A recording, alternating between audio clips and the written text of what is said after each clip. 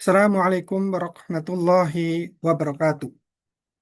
Saya Muhammad Lutfi. Dalam kesempatan ini saya ingin menjelaskan tentang tahapan awal dari proses mediasi perkara perceraian.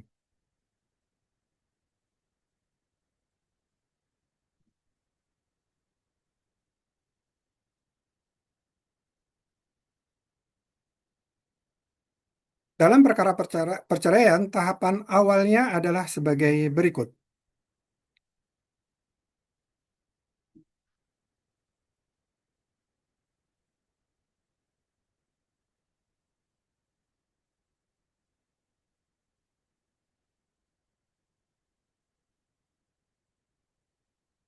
yaitu tentang administrasi dan persiapan persidangan.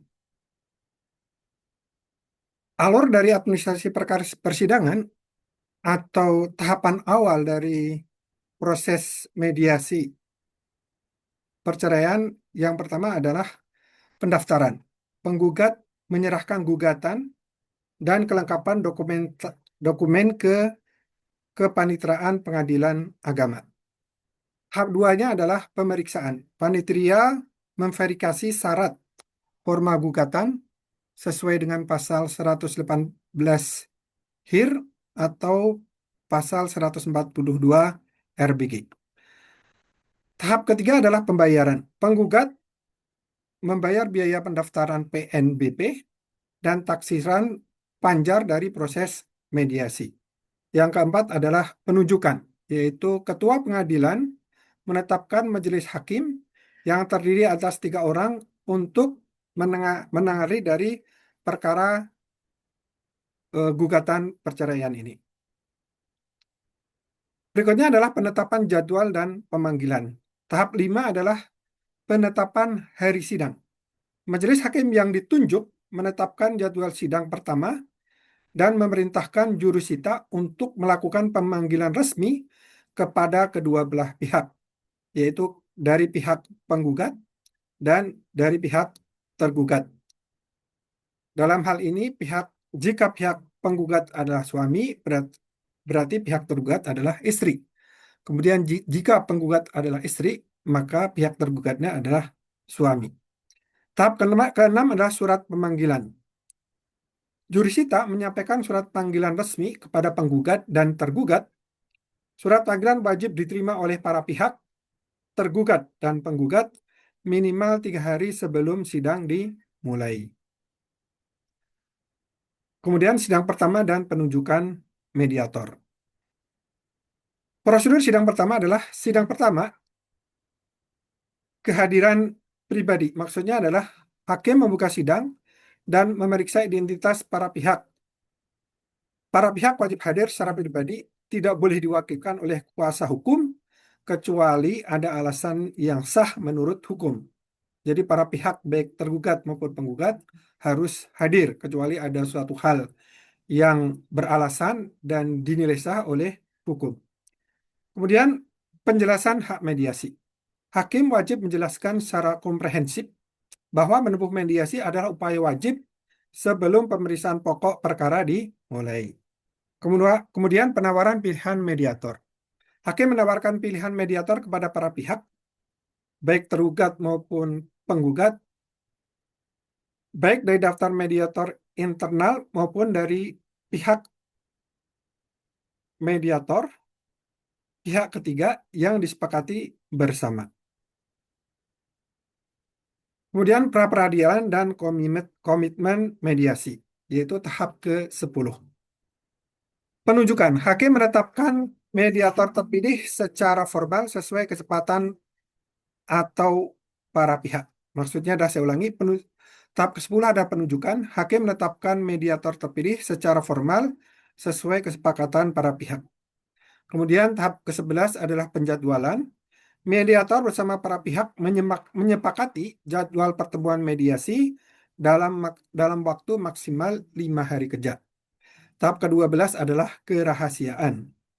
Penandatangan komitmen tertulis bahwa seluruh pembicara bersifat rahasia dan tidak dapat dijadikan bukti di sidang jika gagal. Jadi penandatangan komitmen bahwa apa yang dibicarakan dalam mediasi itu tidak dapat dijadikan bukti seandainya mediasi ini gagal atau tidak terjadi kesepakatan mediasi.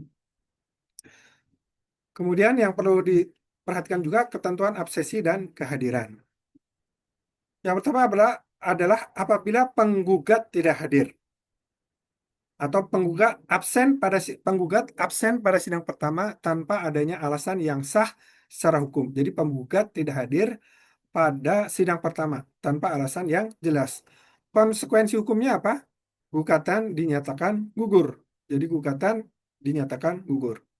Kemudian jika yang tergugat tidak hadir atau absen pada sidang pertama tanpa alasan yang sah, maka konsekuensinya adalah mediasi lanjut atau panggilan ulang.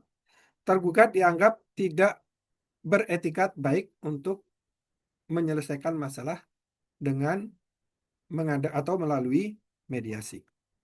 Kemudian batas waktu mediasi. Jadi proses mediasi dibatasi oleh waktu penyelesaiannya.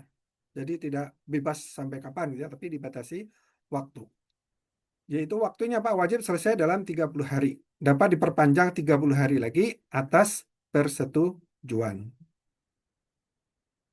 Tadi ada batas waktu mediasi itu adalah 30 hari. Jadi regulasi telah menetapkan mediasi wajib diselesaikan dalam kurun waktu 30 hari kalender sejak penunjukan mediator oleh majelis hakim atau dari pihak ketiga atas persetujuan para pihak, baik penggugat maupun tergugat. Ketentuan tambahannya adalah jangka waktu ini dapat diperpanjang seperti tadi saya uraikan dalam maksimal 30 hari berikutnya dengan syarat ada persetujuan tertulis dan kebutuhan real dari kedua belah pihak. Kemudian tahap ke-13-nya adalah menandai dimulainya pelaksanaan pertemuan mediasi ini secara berkala oleh mediator. Jika upaya damai ini tidak berhasil, perkara akan dilanjutkan kembali ke sidang pembacaan gugatan. Jadi setelah mediasi dilaksanakan, kalau misalkan mediasi berhasil, ya berhasil gitu ya. Tidak akan dilanjutkan ke sidang karena udah berhasil, tinggal penetapan. Tapi kalau tidak berhasil, maka dilanjutkan ke sidang oleh majelis hakim untuk menyelesaikan perkara gugatan perceraian ini. Demikian ini adalah tahapan awal dari proses mediasi khususnya secara umum seperti itu, tapi ini khususnya untuk perkara gugatan perceraian. Terima kasih atas perhatiannya. Semoga menjadi tambahan wawasan, tambahan ilmu, dan semoga eh, membangkitkan minat untuk belajar lebih lanjut. Dan mohon maaf apabila ada kesalahan dan kekurangannya. Yang benar itu dari Allah Subhanahu wa taala. Jika ada kesalahannya itu adalah kesalahan saya pribadi. Billahi taufiq wal hidayah. Wassalamualaikum warahmatullahi wabarakatuh.